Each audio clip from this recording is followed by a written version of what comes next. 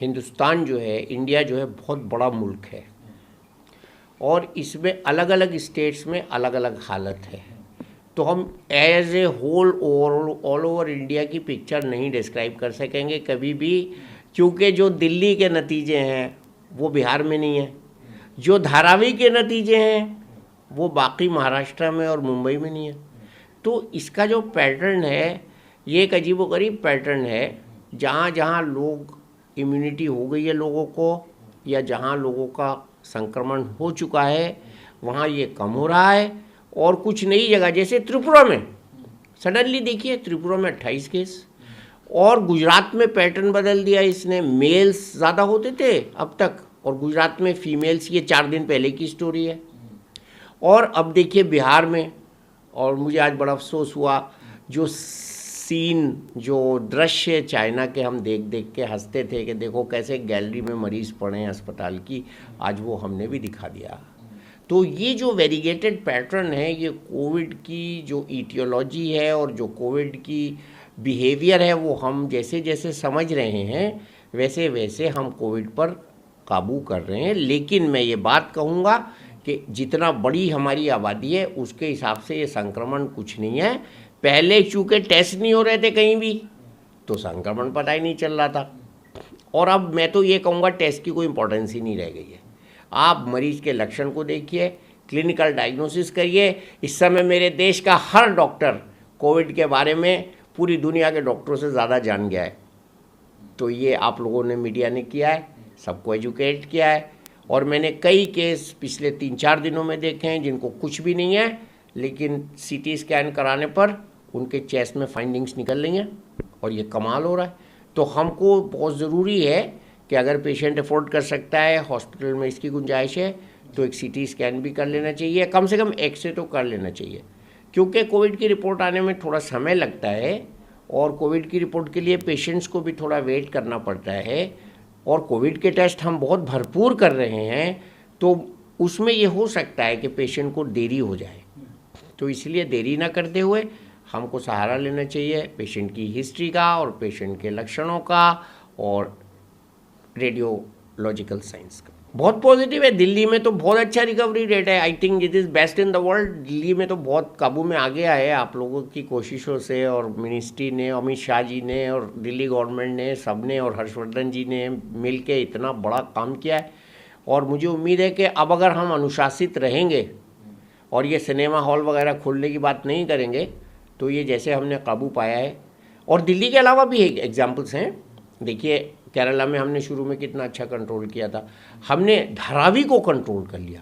धारावी जो था, मेरे दिल की धड़कन बढ़ जाती थी जब धारावी का नाम आता था कि इसका क्या होगा, इतनी घनी आबादी का क्या होगा। तो धारावी पे जो भारतवर्ष कंट्रोल कर सकता है, वो वर्ल्ड में कहीं भी जाके अपनी एक्सपर्टाइज से कोरोना को कंट्रोल कर सकता है। और रिकवरी रेट हमारी अच्छी है। गवर्नमेंट बहुत ईमानदारी से आपके सामने सब रेट्स ला रही है और इस पर बिल्कुल घबराने की बात नहीं है। हमारी ड्यूटी जो है वो बार बार हमको याद दिलाई जा रही है, मास्क लगाना। देखिए मैं 2 मास्क लगा रहा हूँ आजकल, और मैं 2 मास्क इसलिए लगा रहा हूँ क्योंकि एक मास्क जो है सर्जिकल, वो इसलिए है कि मेरा संक्रमण बाहर ना जाए, और ये N95 मैंने इसके ऊपर लगाया हुआ है ढक्कन वाला, इसलिए बताने के लिए लोगों को कि ये मास्क नहीं लगाना है। तो ये नहीं लगाइए और इसको आप पूरा N95 मास्क लगाइए। मैं अभी इसको बदलने जा रहा हूँ और ये बताने के लिए मैंने लगाया कि ये वाला मास्क नहीं लगाना है। प्रधानमंत्री जी तो पहले दिन से ही इसके पीछे पड़े हुए हैं, बाद में अमित शाह जी भी जुड़ गए, हर्षवर्धन जी। हमारे यहाँ जो गवर्नमेंट की मशीनरी है वो पूरा कोविड का संरक्षण, पूरा कोविड की देखभाल कर रही है, डाटा का सुपरविज़न कर रही है, पूरी हेल्थ मिनिस्ट्री, पूरी सब चीज़। ये लोग पूरे हमारे जो नेता हैं और दिल्ली में और स्टेट्स में सब चीफ मिनिस्टर्स हैं।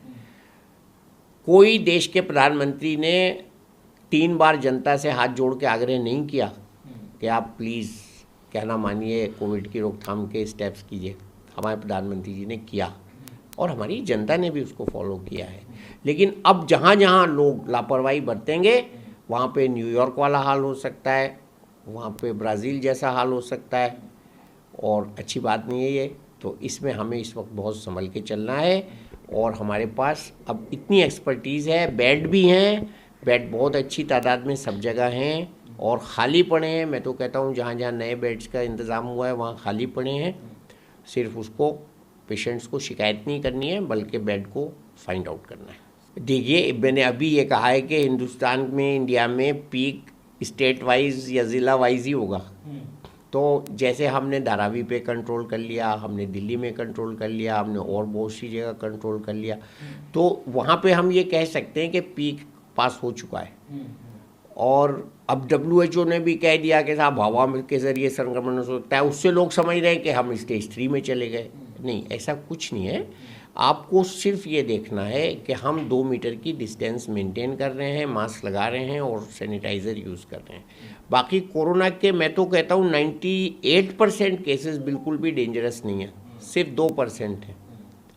और टेस्टिंग पूरी हो रही है। आपने अभी कहा टेस्टिंग बढ़ रही है। अब हमारे पास 3 तरह के टेस्ट हैं। एंटीजन टेस्ट है, एलिजा टेस्ट है जिससे भी दिल्ली में सीरो सर्वे हुआ है, और एक हमारे पास RT-PCR टेस्ट है।